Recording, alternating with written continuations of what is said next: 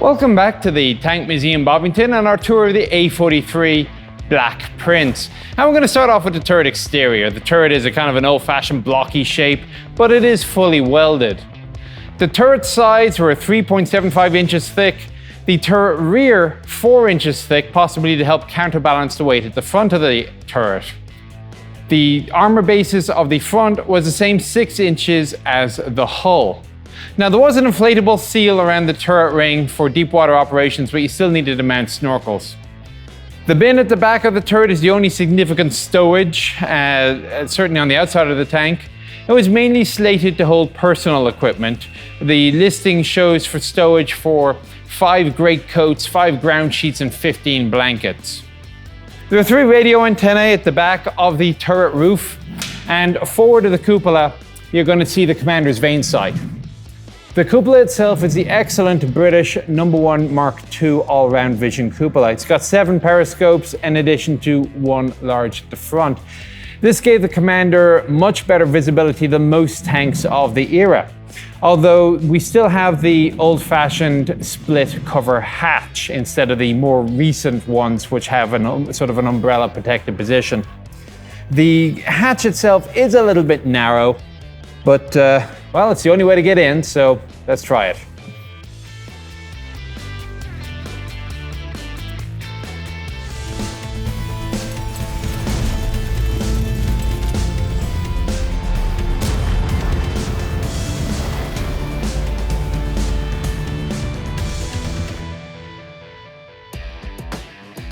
The commander's seat surprisingly does not seem to fold up or out of the way, which is a bit of a shame because it's got a lovely platform to stand on just beneath him. Now I am not seated on the seat, you will notice, because it is not securely mounted on the vehicle, and I would like to avoid hurting myself any more than I already do when I make these videos. He's not too close to the gunner's seat in front of him, he's not crowding it too badly, but it's certainly an improvement on the earlier tanks. Still a little tight. Behind him on the wall, or to his right, I guess, behind me, you're going to find stowage for Sten magazines, personal weapons. There'll be a Bren gun mounted here. There's hand grenades. And just behind me, if I get out of the way, you're going to be able to see the control system for the Tannoy set. Over his left shoulder in the back is the radio set. It's the ubiquitous wireless set number 19 that you find basically everywhere on British vehicles in World War II and shortly afterwards. The stowage diagram indicates that there is also supposed to be a wireless set number 38. The 38 is a infantry set that was supposed to be man-pack capable, and the theory behind this is that the guys in the infantry support tank could talk to their infantry brethren without resorting to anybody having to come up to the back of the tank, especially if it's in motion at all 10.6 miles an hour, and trying to run along and grab the infantry telephone. A little point of convenience, now we are missing the breech guard back here, but there was supposed to be a mounting point for a map board on top of the breech block. So hopefully your map was well secured, but you could mount a board here. Not much else to be said for the commander. One thing that I do think is a bit missing, especially at this point in tank development, is there's no commander's override. He is along for the ride and giving instructions. All movement of the turret belongs to the gunner.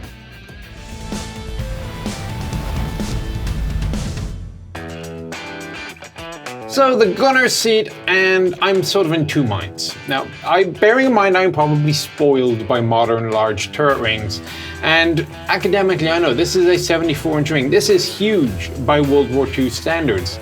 Yet I still come across a couple of occasional question marks in the design. So for example, you will note that I am seated about 40 degrees off the center line. Direct forward is here, my body and the backrest of the seat is here. Oh, the seat, I should say, has a very good range of motion up and down. But I haven't encountered a setup like this where I'm offset, except for some very, very cramped earlier tanks, and Sentinel would be an excellent case in point for this. The other thing that concerns me greatly is just how close my left shoulder is to the recoiling parts of the 17-pounder. One of 2 things will happen. Either I have to be very, very careful that the gun as it moves backwards and forwards doesn't hit me, or B, a recoil guard, this is more likely, would be installed, which will then intrude upon my space and permanently shove me a little bit further off to the right. Down by my left foot can be found the electrical trigger. It's a nice little pedal, you just push, away you go. Missing from the tank is the ammunition bin for 14 boxes of basic ammunition, which would be by his left foot, and just forward of that will be a tetrachloride fire extinguisher. To see out, he's got two optics. His Unity optic, for lack of a better term, is this periscope here, which I hope is just frozen in position and actually can be rotated to face further forward, because otherwise he is in a very unfortunate position of not being able to see what is happening. And even then, to get at this periscope, you have to kind of get off your seat, pull yourself up, and then put yourself to the side. His primary optic would be mounted here. It is the direct vision telescope for the 17-pounder, the primary sight. It is a number 43. Mark 1 would be a by 1.9 magnification. The Mark 3 would be a by 3. Traverse and elevation controls. Well, traverse is power or manual. And it seems to be simply a matter of where this hand controller is, because I cannot see any other controller. Now that said, this tank is in a bit of a state. It may simply have been disconnected. For example, I have found what I presume to be the safety selector, because it says secondary, off, and main. Yes, firing. So that's probably what is your selector for the trigger at the bottom left. Elevation on left-hand side. Again, a little bit awkward for leverage because of the way my body position is. Maximum elevation is 20. Negative was a perfectly reasonable 10. Although when you go around over the back deck, this only stops down to 1 degree.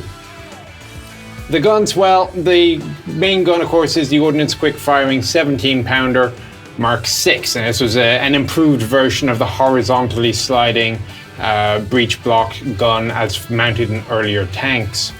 It was designed to fire the whole range of ammunition from the 17-pounder. I've described it elsewhere, but in this particular instance on Black Prince, it was only supposed to have APCBC, SVDS, and high explosive.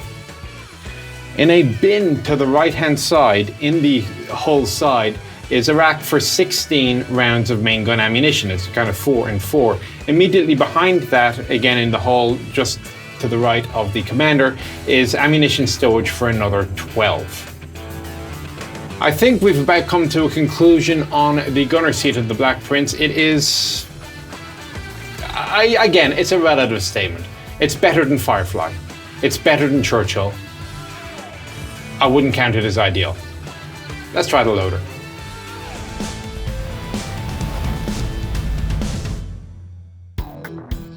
Now the loader is fairly well sorted. He's got all of 5 foot 8.5 inches of headroom between the rotating turret floor and the turret roof.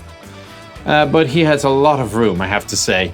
Now, if we were to take a tour of the loader side of a Black Prince, which by sheer coincidence it looks like you're doing right now, we can start with the optics. He has 2 periscopes to play with, one directly to his left and then one further forward.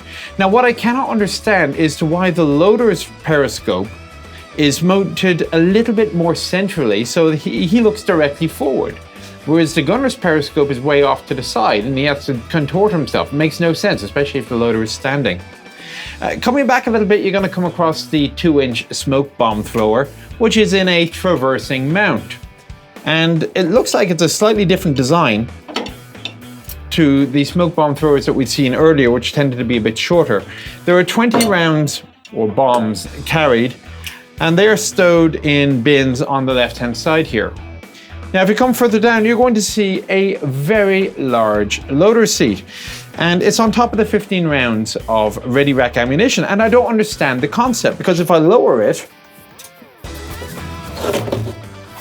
you'll see that the ammunition, which will be up about here, would be interfering with the seat. So you cannot use the seat at all if there is ammunition in the vehicle, which I guess is fine for training, but kind of pointless in combat.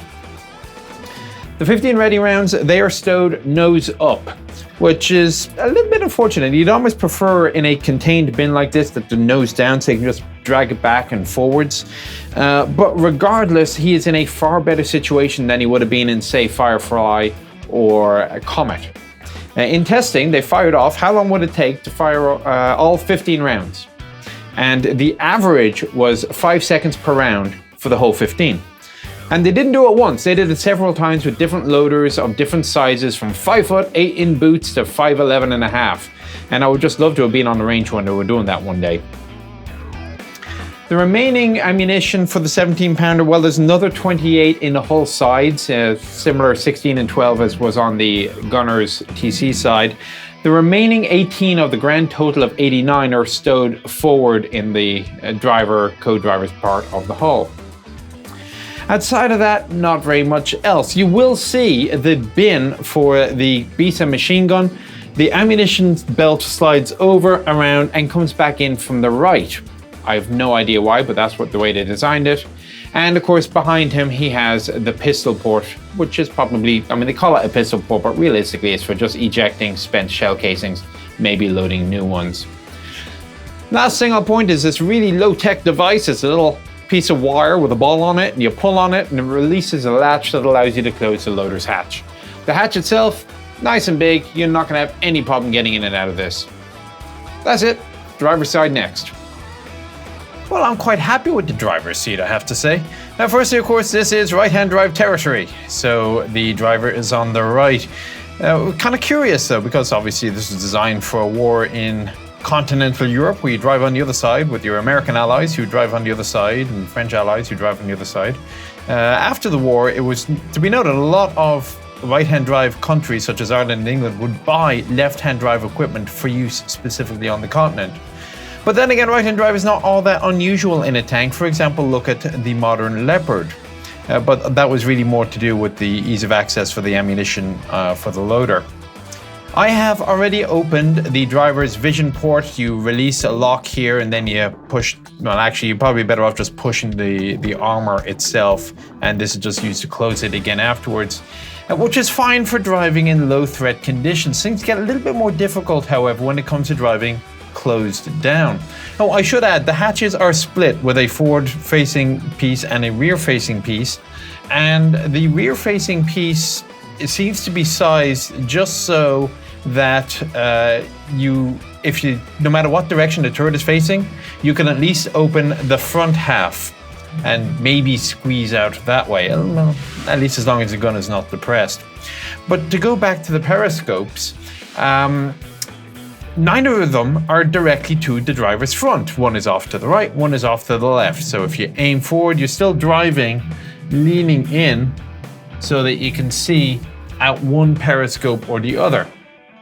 Maybe this was designed to encourage zigzagging across the battlefield and make yourself a hard target, who knows. The seat itself will slide backwards and forwards, or at least if it's in use and oiled, and does not have a raised or lowered position. You're basically stuck in here, but it is not in any way uncomfortable. I am, generally speaking, quite happy. I will have no problems driving this vehicle. The clutch is a little bit heavy, perhaps, on the left, but this is not exactly an in-service vehicle, so maybe that can be easily adjusted. It works, of course, with the 5-speed gearbox. There are 2 speeds for reverse. The brake and accelerator are exactly where you would ordinarily expect them, and the steering, similar to Churchill, is done by this little T-bar. Now, there seems to be some confusion on the matter of steering. The Churchills had air-assisted steering. A couple of British vehicles did, and it was very, very light. With one finger alone, you could steer the vehicle. The book by David Fletcher states that they did not install, or at least were not supposed to install, pneumatic steering on Black Prince, but the presence of the T-bar, and together with a British datasheet I found, indicates that yes, there is pneumatic steering. So assuming that the clutch and gear shift isn't too hard, this will be a very, very pleasant tank to drive.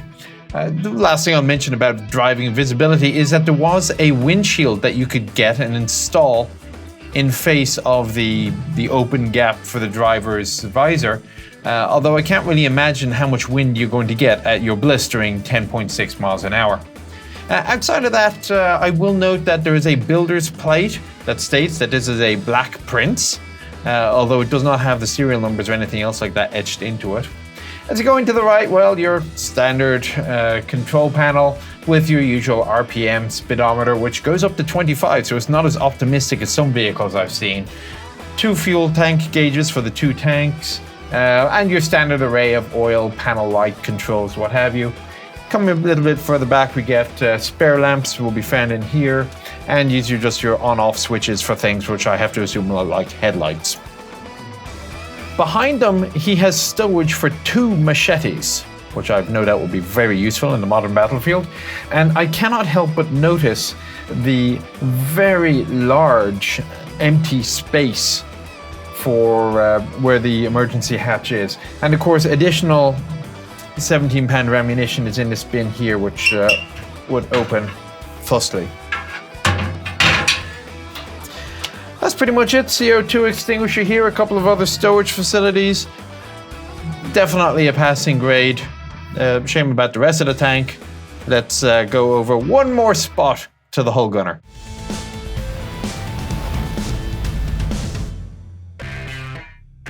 Life is good for the hull gunner. He has quite a bit of space, all the legroom he wants. Is even a rest bar, a footrest, if he has sufficient shortness that he cannot rest his leg against the forward bow plate.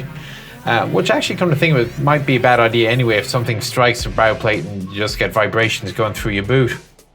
To see out, he has 2 optics. He has a rotating periscope, which isn't great but not bad. And he also has the optic mounted to the left-hand side of the Besa machine gun. The Besa, of course, has this long handle to help control it together with the hand grip here.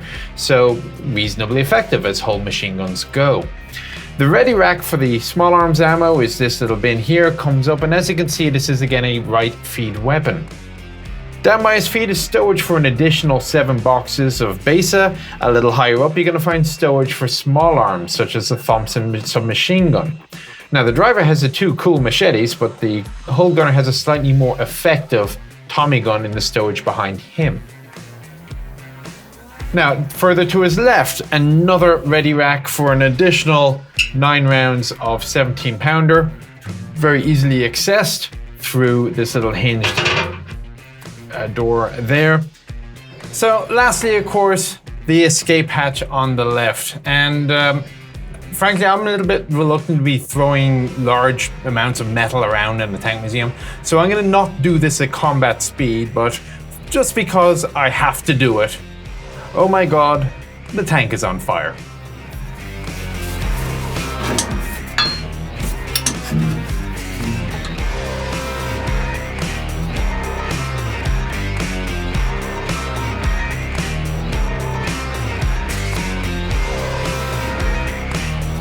Black Prince was the ultimate evolution of Churchill, an excellent, albeit obsolescent design. What you have now, though, is a tiger beater in a world where nobody cares about tigers anymore. The tank is heavy, underpowered, and unreliable. At the end of the trials, one of the prototypes was stripped down and it was found that the final drives were at the point of total failure. But even if it had been given a more powerful engine and made fully reliable, Black Prince still had one very significant problem, and that was called Centurion. With that tank in the works, what was the point of Black Prince? Thus, the tank, which was never really supported by the War Office to begin with, didn't really have a future. 5 of the 6 vehicles that were created have since been dismantled or otherwise vanished from the face of the earth, leaving us with just this one reminder of a tank that was created really just to see if it was possible. That brings us to the tour conclusion for Black Prince. I hope you found it informative, and thanks for watching.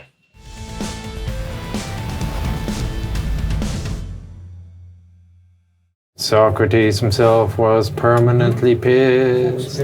John Stuart Mill of his own free will and Alpha was particularly ill. Plato the say could stick it away. Half a crate of whiskey every day. Aristotle was the bugger of the bottle. Hobbes was fond of his dram. And Rene Descartes was a drunken, for I drink, therefore I am. Socrates himself is particularly missed. I love to think about a bugger when he's pissed. Huh. Okay, who stole the commander's seat? We got into so much trouble for singing that on a stream of Wargaming One.